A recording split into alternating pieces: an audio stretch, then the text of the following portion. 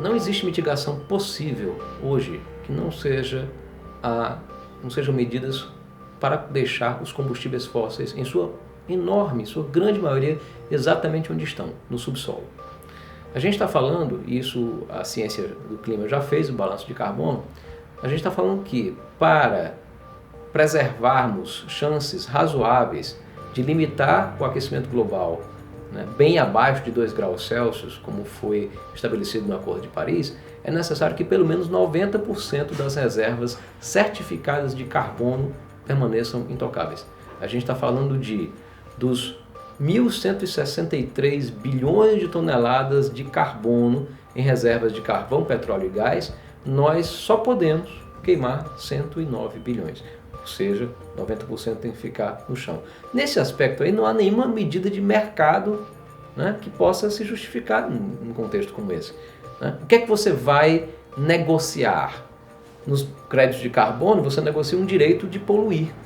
Alguém que teria, teoricamente, a possibilidade de emitir algum carbono abre mão disso para que um grande poluidor o faça. Não, hoje simplesmente não há mais essa possibilidade.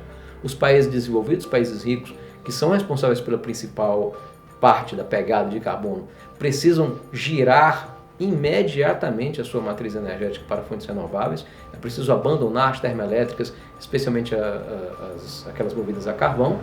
É preciso fazer uma revolução nos transportes, na matriz de transportes.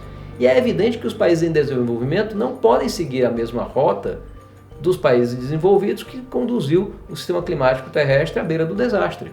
É preciso, nesse caso, que os países em desenvolvimento promovam um salto, contornem a rota de desenvolvimento tradicional, né, que é apontada pelo sistema capitalista de uso intensivo de energias fósseis, de adoção do automóvel particular como meio de locomoção, que mudem inclusive a sua dieta. Esse é um aspecto que geralmente a gente fica, né, a gente não fala, as pessoas não falam, mas que precisa ser dito claramente. Mas não dá para você apostar em carne bovina como principal fonte proteica para alimentar a humanidade, as emissões de metano associadas ao rebanho bovino, para não falar dos outros impactos, né? Consumo de água, compactação de solo, são inaceitáveis. Então, nesse caso, nós temos uma realidade muito simples. Países desenvolvidos já ultrapassaram a cota de carbono que teriam para queimar. Países em desenvolvimento não podem se comprometer com novas emissões. Nesse contexto em que ninguém pode emitir mais carbono, além dos restritos 109 bilhões de toneladas que eu mencionei, você não pode simplesmente vender o direito de emitir de um lado para o outro. O mercado de carbono é uma grande fraude.